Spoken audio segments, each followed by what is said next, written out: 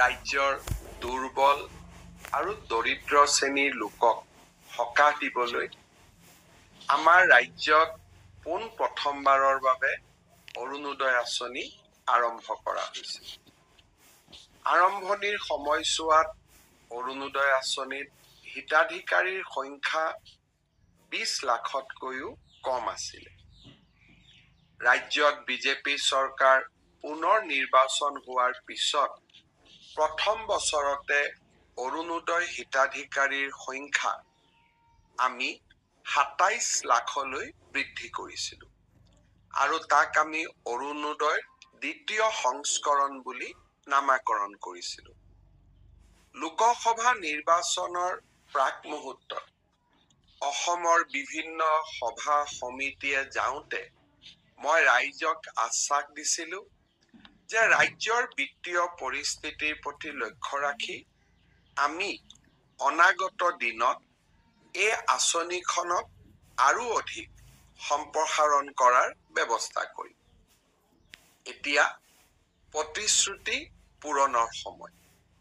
শ্ৰদ্ধাৰ ৰাইজ, ৰাজ্য চৰকাৰে ইতিমধ্যে অৰুণোদয় তৃতীয় সংস্কৰণক অনুমোদন জনাইছে।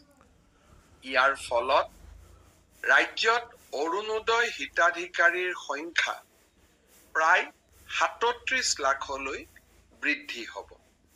অৰ্থাৎ এই সময়ছোৱাত পূৰ্বৰ অৰুণোদয় হিতাধিকাৰী সকলতকৈ আৰু প্ৰায় 10 লাখ অৰুণোদয় হিতাধিকাৰী আমি সংযোজন কৰাৰ লক্ষ্যৰে আগবাঢ়িব বিচাৰিছোঁ। শ্ৰদ্ধাৰ ৰাইজ, অৰুণোদয় হ'ল এখন স্বচ্ছতাৰে পৰিপূৰ্ণ সুন্দৰ আঁচনি। ৰাজ্যৰ আই মাতৃসকলে বিভিন্ন শিতানত প্ৰতি মাহৰ 10 তাৰিখে 1250 টকা বেংক একাউণ্টত লাভ কৰে। 2019 চনত এই আঁচনিখন আৰম্ভ হোৱাৰ পিছত এটা মাহো এনেকুৱা নাই যিটো মাহত আমি এই ধন নিদিয়াকৈ আছো বা আমি দিওঁতে পলম কৰিছো। সেয়েহে অৰুণোদয় আজি সৰ্বগ্ৰহণযোগ্য আৰু সৰ্বসমাদৃত এখন আঁচনিলৈ ৰূপান্তৰ হৈছে। এতিয়া মই আপোনালোকৰ ওচৰত এটা বিশেষ কথা ক'ব বিচাৰিছো।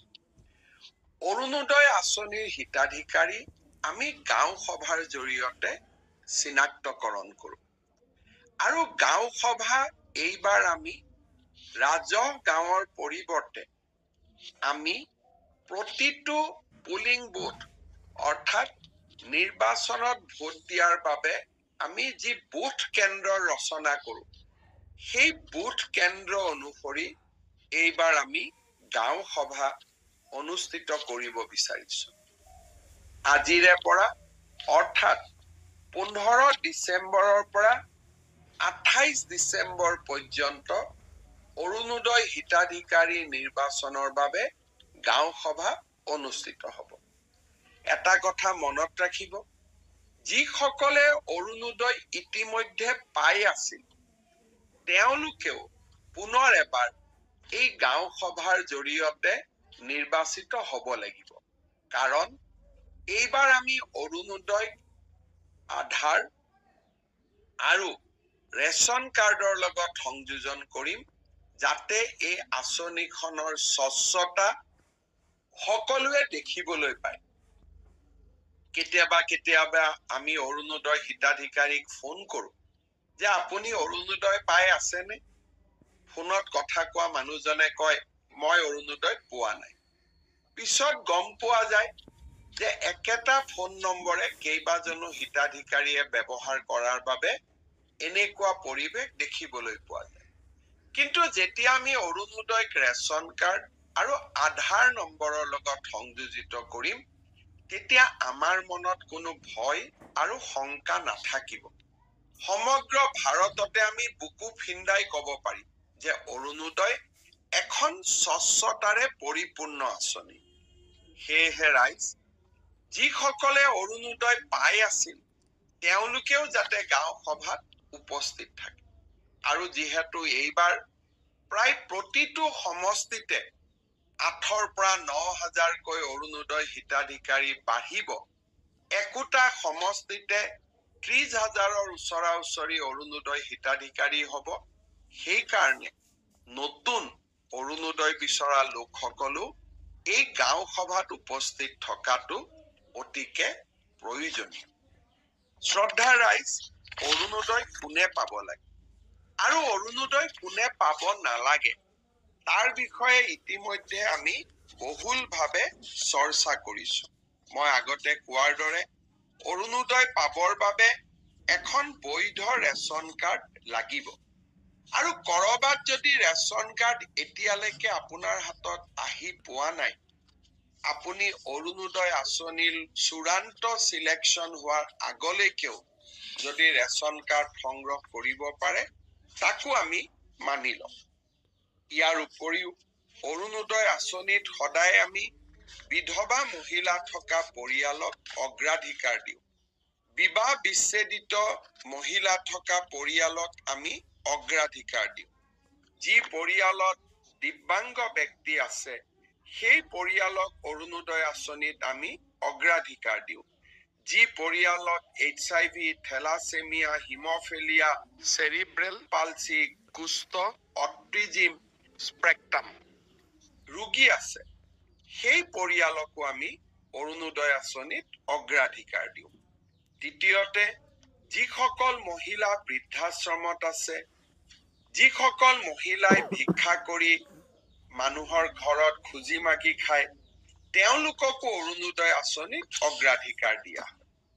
এই সকলোকে দি উঠাৰ পিছত যদি কোনোবা বাকী থাকে, সেই অৰুণোদয় আমি সমাজৰ দুৰ্বল আৰু দৰিদ্ৰ শ্ৰেণীৰ মাজত বিতৰণ কৰিম। অৰুণোদয় আঁচনিত চৰকাৰী কৰ্মচাৰীসকল অন্তৰ্ভুক্ত হ'ব নোৱাৰে। আয়কৰ পৰিশোধ কৰি থকা ব্যক্তিসকলো অন্তৰ্ভুক্ত হ'ব নোৱাৰে। আৰু যি পৰিয়ালত 4চকীয়া বাহন আছে, তেনেকুৱা পৰিয়ালো এই আঁচনিৰ অধীনত আহিব নোৱাৰে। মই আশা কৰো আপোনালোকে অৰুণোদয় গাঁও সভাত এই নীতি নিয়মসমূহ মানি চলিব। অসমৰ প্ৰায় 40 লাখ লোকে অৰুণোদয় আঁচনি পাব। ৰাজ্য চৰকাৰে প্ৰতি মাহত প্ৰায় 500 কোটি টকা খৰচ কৰিব লাগিব। গতিকে যিজন ব্যক্তি বা পৰিয়ালে অৰুণোদয়ৰ অবিহনেও ঘৰখন চলাব পাৰে, তেওঁলোকে যাতে অৰুণোদয় আঁচনি নিবিচাৰে। আৰু যিসকলে সঁচাকৈ অৰুণোদয় আঁচনিখন যাৰ জীৱনৰ বাবে অতিকে প্ৰয়োজনীয়, তেওঁলোকৰ বাবে যাতে আমি আঁচনিখন আগবঢ়াই দিওঁ। মনত ৰাখিব, অৰুণোদয় নিৰ্বাচন 15 ডিচেম্বৰৰ পৰা 28 ডিচেম্বৰ। আৰু এই সময়ছোৱাৰ ভিতৰতে আমি গাঁও সভালৈ গৈ অৰুণোদয় আঁচনিৰ বাবে নিজকে অন্তৰ্ভুক্ত কৰিব লাগিব। পুনৰ এবাৰ আপোনালোকক ধন্যবাদ জনাইছো।